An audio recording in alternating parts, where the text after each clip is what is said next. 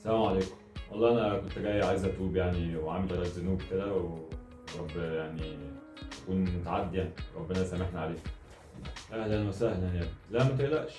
والله اول ذنب مثلا انا ساعات بكون جعان باكل مال يتيم مثلا ما بلاقيش حاجه اكلها بروح واكل مال يتيم. لا ما تقلقش ربنا هيسامحك على اي حاجه. طيب ساعات بكذب، بضطر ان انا اكذب عشان اعدي من حاجه. لا يعدي عادي تمام يعني معدي ده. لا لا ربك غفور رحيم. طيب طب ساعات ببص على البنات وهي معديه. ساعات استغفر ربنا بس وكده. عادي برضه يعدي. عادي يا ابني انت زي الفل. انت قلقان من ايه؟ عادي جدا. فبصراحه ساعات بقى ما اقدرش امسك نفسي خالص بقى وبشغل بول. كلنا بنغلط يا ابني عادي. عادي برضه عادي. طيب انا اقول لك بقى اخر ذنب بس ده حاسه عادي يعني مش محتاج اقول لك بس اقوله لك برضه. انا عامل تاتو. ايه؟ عامل وش وقاعد معايا كده عادي. قوم يا يا عم في إيه؟ ما ملعون كنا كويسين قوم يا. امشي. ايه يا عم في ايه ما كنا كويسين؟ اعوذ بالله.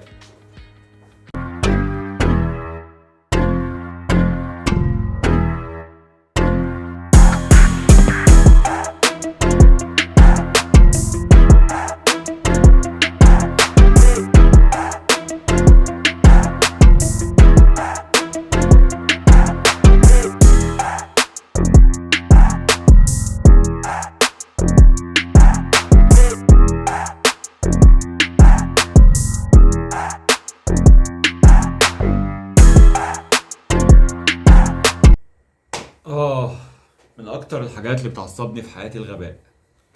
ممكن ابقى هادي واستحمل اي حاجة واتعامل بهدوء في كل المواقف، بس لما يبقى في حد غبي والغباء ده بيبظ من كلامه او من عينيه ما بقدرش اسيطر على نفسي الصراحة.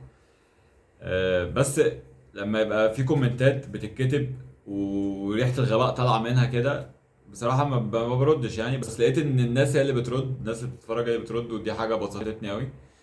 آه، كومنتات التاتو، قصة اللي عمرنا ما هنخلص منها، هنعيش طول عمرنا.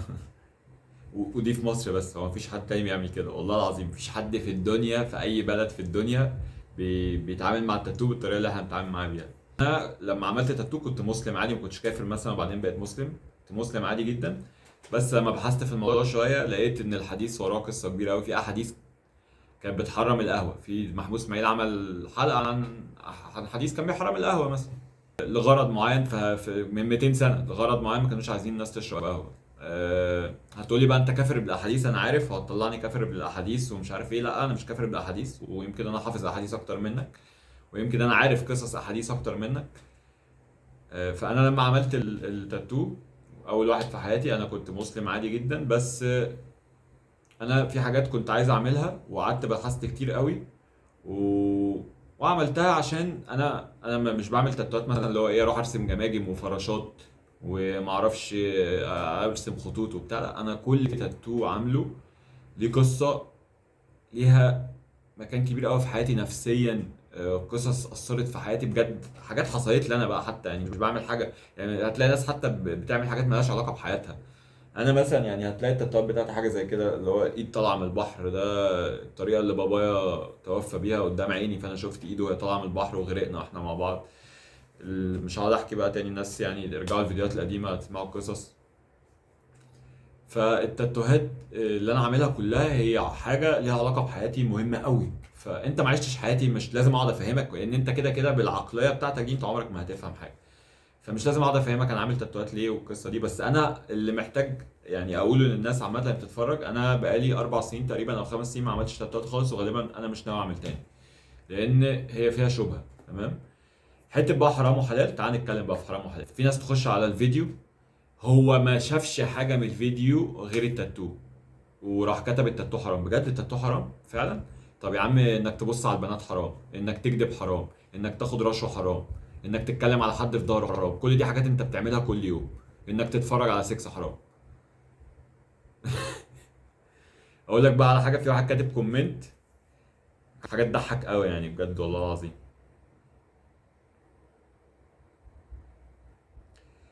ما في الفيديو اللي انا كنت عامله بتاع الاهل اللي هو بتاع اللي انت تقعد لوحدك تسيب اهلك امتى تقعد لوحدك، فانا كنت بقول ان انت لو اهلك محتاجين لك مش المفروض ان انت تسيبهم وتمشي لو هم محتاجين لك. فواحد كاتب مفيش حاجه اسمها لو اهلك محتاجينك الا لو كانوا مرضى.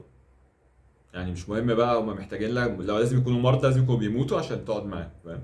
لكن غير كده حياتك لازم تبص لها وتسافر. خصوصا انك لو بتنصح الناس وانت عامل وشم، تنصح الناس ازاي وانت عامل وشم؟ طيب والله العظيم ثلاثه بقى، بص ده ماتيريال ده. تعالوا بقى واحده واحده. انا بنصح الناس وانا عامل وشم، انت عايز مين اللي يديك نصيحه؟ انت عايز واحد ما عملش حاجه في حياته، مثلا شكله لابس نضاره كده وراجل محترم كده وجميل وما عملش حاجه في حياته، ما اتعلمش حاجه، يجي هو ده هو يعرف ايه؟ هو اتعلم ايه؟ هو غلط؟ ما هو ما غلطش، هو راجل ماشي كده طول حياته، هيجي يديك نصيحه في ايه؟ تمام؟ ما هو اللي بيديك نصيحه ده غلط واتعلم وغلط واتعلم، فاخد خبرات كتير قوي، فجاي ينقل لك خبرته. فانت تسيب الفيديو وتسيب الكلام المهم كله وتقول لي تاتو؟ فانت هنا اولا انت عامل ذنب في الكومنت اكتر من التاتو مليون مره، وذنب مذكور في القران وكلنا عارفينه، بر الوالدين. انت ترضى لما انت تكبر بعد ما تربي وتصرف على عيالك وتتعب فيهم؟ يا عم مصاريف ايه؟ كفايه التربيه، كفايه تعب التربيه ده، انت عمرك ما تفهمه، انت عيل اهطل كده. تيجي عيالك لما تكبر تروح قايله لك والله انا مش هقدر اقعد معاك عشان انت مش مريض. انت بقى يا عيني تكون كبرت ومحتاج لهم، محتاجهم يبقوا جنبك، محتاجهم يشقروا عليك، محتاجهم تتكلم معاهم، انت تعبت، انت كبرتهم حرفيا، انت السبب ان هم اصلا موجودين دلوقتي بعد ربنا. يروح يقول لك ايه؟ ما انت مش مريض، ما انت بقى، ما انت مثلا تكون حتى مريض بس مش بتقول يا عم، فاهم؟ مش عايز تزعله. يروح يقول لك طب انا هسافر بقى واسيبك بما ان انت مش مريض. تقول له يا ابني انا محتاجك تقعد معايا، انا كبرت ومحتاجك. يقول لك لا انت مش مريض. فرب يحصل فيك كده، رب لما تكبر وتخلف وتتعب في تربيه عيالك، عيالك تقول لك انت مش مريض وتسيبك وتهاجر. مش هقول لك غير كده، فده ذنب اقبح بكتير قوي. على الاقل دي حاجه مذكوره في القران بينه. حديث ده بتاع التاتو ده حديث وليه قصه زي ما قلنا، بس انا مش عايز اخش في القصه دي لان هتقعدوا تقولوا لي بقى انت هتكفر بالاحاديث وانت مش عارف ايه وانت ايه وبتاع. لا انا بقول لكم اهو مليون في الميه انا مؤمن بالاحاديث، بس كل حديث فعلا ليه قصه، في احاديث مش صحيحه وفي احاديث غير متفق عليها وفي احاديث متفق عليها، وقصه متفق عليها دي وراها قصه تانية، فمش هخش في القصه دي. بس انا اللي هقوله لك ان انا بحثت كتير قوي ساعتها يعني عشان اعمل وشوم، عشان اعمل تاتوهات. وزي ما بقول لك ان مع السن ولما كبرت واتعلمت وبتاع قلت طيب هي حاجه فيها شبهه فانا خلاص مش هعملها. فانا دلوقتي بقالي 4 او 5 سنين ما عملتش ومش عايز اعمل، لان مجرد ان هي حاجه فيها شبهه فانا مش عايز اعملها. تمام؟ فما تجيش بقى تدعي المثاليه عليا وتبقى دي التاتو حرام، التاتو حرام، التاتو حرام، التاتو يا عم عارف يا عم، يا عم وانت كل حاجه بتعملها حرام، ما تقرفناش بقى يا عم، مش هتبقى انت والاسعار علينا يا عم، كفايه الاسعار اللي عماله تغلى والبنزين تبقى انت في ايه يا عم؟ انا يا عم مش عايز الناس دي، ما تتفرجوش والله العظيم، ما تتفرجوش عليا اقسم بالله، لو مضايقك يا عم التاتو ما تتفرجش عليا، سهله وبسيطه جدا، امشي اتفرج على اي حد تاني. انا عايز الناس اللي بترد بقى، في ناس بقى بترد على الكومنتات دي، واحد بيقول لي يعني انت داخل سايب المحتوى وسايب الكلام المهم اللي الراجل بيقوله وتقول له تاتو؟ تاتو ايه يا عم؟ يعني انا بديك خبرتي وبديك يعني الحاجات اللي انا وقعت فيها وخدت على قفايا وخدت على عيني واتفشخت عشان اتعلمها، جاي اديها لك ومش عايز منك حاجه. انا ولا ببيع لك كورسات ولا ببيع لك زفت، انا مش عايز منك حاجه، انا مش عايز غير ان انا افيدك وانت عم تقول جزاك الله خير بس. فما تجيش بقى تقعد تقول لي تدعي المثاليه عليا وتقعد تقول لي تاتو بتاع وانت تلاقيك لسه قافل فيلم 6 دلوقتي، فاهم؟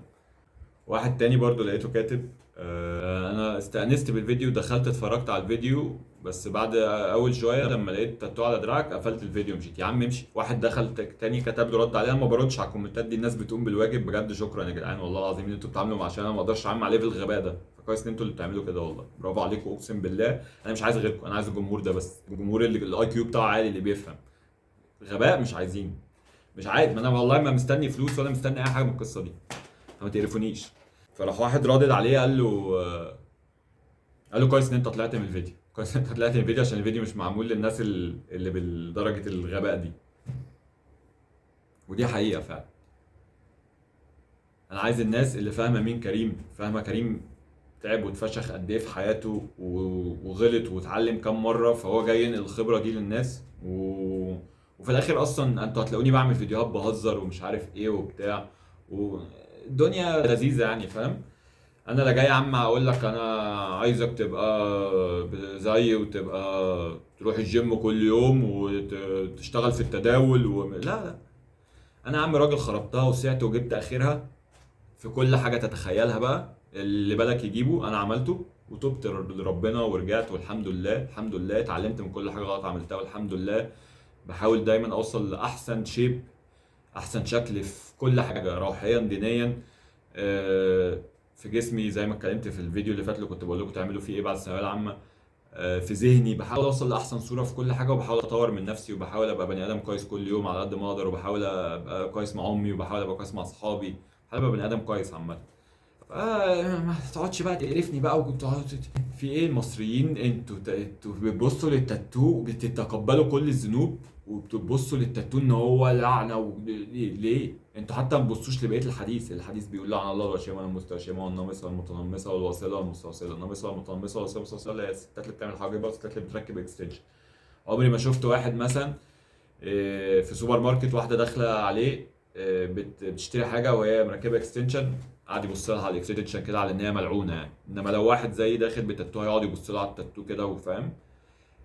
انا بقول سوبر ماركت عشان في شيخ برضه في السوبر ماركت كده بيقعد يبص لي كل لما اخش. يعني ما تبص بقى لاي واحده داخله عامله اكستنشن، ما اقول لها بقى على الحديث يعني، ما هو ده نفس الحديث، ما جبتلكش حديث تاني، حتى ده نفس الحديث. ففي ايه؟ ليه التاتو بس هو اللي فيه المصيبه دي؟ فاهم يا عم؟ حرام، ربنا يسامحني بجد والله العظيم. ماشي، هو لو حاجه حرام انا زي ما بقول لك مش هعمل حاجه، ربنا يسامحني وربنا يسامحك انت كمان على الذنوب اللي انت بتعملها. هي مجرد ذنوب مختلفه عن الذنب اللي انا عامله، مش لازم تكون ذنوبنا شبه بعض، كل واحد ليه ذنوب مختلفه عن التاني. لو انت بتعمل ذنوب غيري انت برضو بتعمل ذنوب، ما ينفعش تدعي المثاليه عليا. ولو جيت قلت لي ان انت ما بتعملش ذنوب تبقى انت كذاب، وخدت ذنب عشان كدبت وقلت ان انت ما بتعملش ذنوب. انا بعترف بقى يا عم، لو بعمل ذنوب بعترف، ما بجهرش بالمعصيه، بس بقول عادي ان انا راجل اخطات وبحاول اصلح من نفسي. انت بقى ما عندكش الشجاعه حتى انت تقول كده، انت عايز تدعي المثاليه وخلاص، عايز تعمل فيها احسن واحد في المدرسه. فياريت بقى يا جدعان نخلص من القصه بتاعت التاتوهات دي انا هعمل كده كده فيديوهات جايه، استنوا الفيديوهات عشان هيبقى في حاجات حلوه قوي. انا هعمل فيديو هتكلم عن التاتوهات بتاعتي، هتكلم عن كل واحد انا عملته ليه وايه قصته، اعرفكم الحقيقه ورا كل تاتو انا عملته، وهحكي عن الحادثه بتاعتي. عشان ده فيديو في ناس كتير طلبته برضو، زي ما في ناس طلبت ان انا احكي ليه التاتوهات القصص بتاعتها عامله ازاي. ففي ناس طلبت موضوع الحادثه من الناس اللي متابعاني يعني من زمان، هحكي ازاي عربيتي دست عليا، وازاي شفت الموت بجد بعيني، ومت وصحيت وقعدت تحت العربيه، رقبتي تحت العربيه لمده 10 دقايق. كل ده هحكي لاول مره يعني. ومش فارقه معايا الارقام خالص، مش فارقه معايا كام واحد بيتفرج على الفيديوهات يا عم، لو 3 4 والله بيتفرجوا واذكياء وفاهمين انا بعمل ايه، انا ده كفايه عندي جدا. مش عايز حاجه تاني والله العظيم بجد، ولا مستني اي حاجه من اللي انا بعمله ده. والناس اللي بتتفرج وفاهمه انا بحاول اعمل ايه وبحاول افيدكم ازاي، شكرا. ربنا يخليكم ليا، كملوا، هتلاقوا حاجات تفيدكم. كل الخبرات وكل الحاجات اللي انا اتعلمت منها وقعت فيها هنقلها لكم، ووقت ما ابقى رايق هطلع اهزر حاجه جميله يعني. فاهم؟ اللي انا عايز ناس رايقه، مش عايز حد تعبان في دماغه، مش عايز حد غبي، عايز حد بيحاول يطور من نفسه، بيحاول يبقى بني ادم كويس. فاهم؟ مش شخص عمال بس يبص ده عامل تاتو، ده عامل معرفش ايه، وده ايه ده، وهو قاعد عمال يغلط. بس كده مش هطول عليكم، ده كان فيديو سريع كده، كنت عايز ارد بس عشان ما اقعدش كنت عايز ارد عشان اخلص من موضوع التاتو ده خالص ونقفل القصه دي يعني. بس يا ريت تكون الرساله وصلت. متنسوش تعملوا لايك وسبسكرايب وشير، استنوا الفيديوهات الجايه. باي باي.